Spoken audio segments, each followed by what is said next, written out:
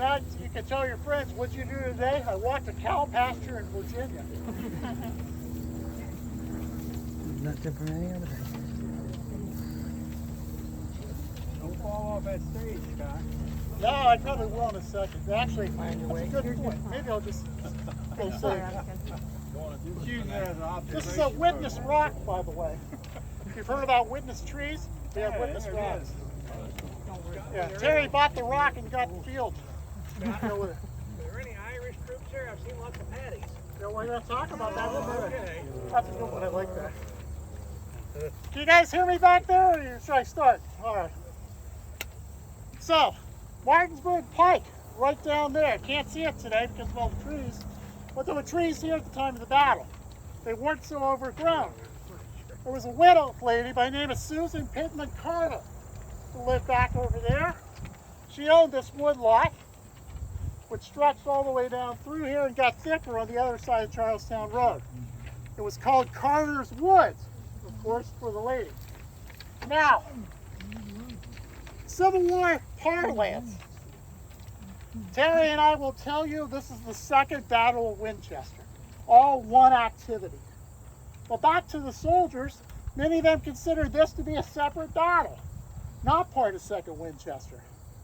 They consider this, the Union forces called this the Battle of Carter's Woods, or the Woodlot.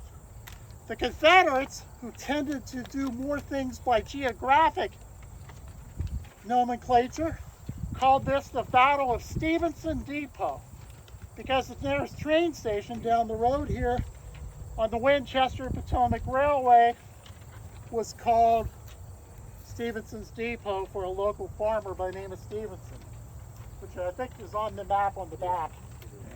You can see Stevenson's Depot. So, the fighting here at Carter's Woods starts at about 3:30 in the morning. On the Martinsburg Pike, Union troops from the 123rd Ohio Infantry from Fremont, Ohio, home of Rutherford B. Hayes. The 123rd Ohio is stunned with 3 separate volleys.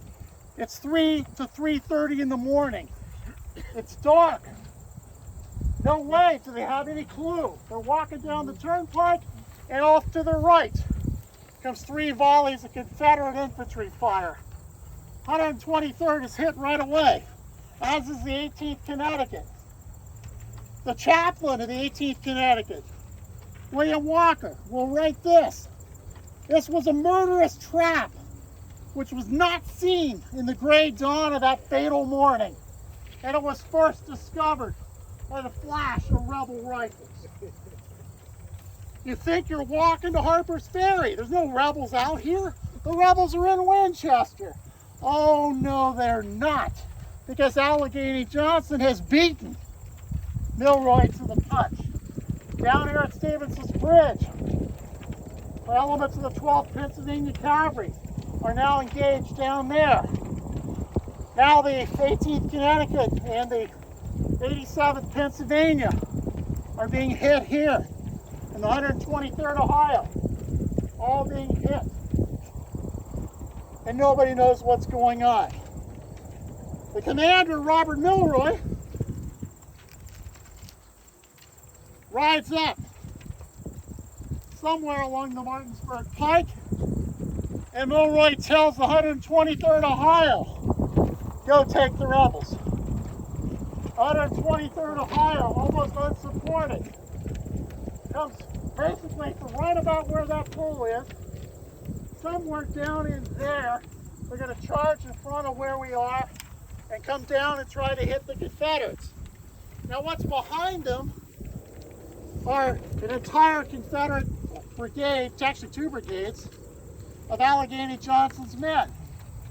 Remember this guy? Allegheny Johnson. The troops that are back here are from Louisiana. And beside them are troops from Virginia, North Carolina, and Maryland. These guys are pretty good troops. Now, obviously not the greatest shots at that distance, because there's not a lot of soldiers that are shot real early in this battle. And that's long range to the turnpike. So all you're really doing is just rattling your muskets a little bit creating consternation. But as soon as the 123rd Ohio starts getting to this high ground, what do you think happens to them? They start taking casualties right here in these fields on this high ground. Because on the back side of that, they're fairly well sheltered. They've got a long way they can advance before they worry about enemy fire. But they get up here, look at that line of trees. That's the railroad. That's an easy shot for guys down in that trees as soon as you come up. The only thing that saves most of these troops is it's still dark. And the Yankees are wearing what kind of clothing? Dark blue.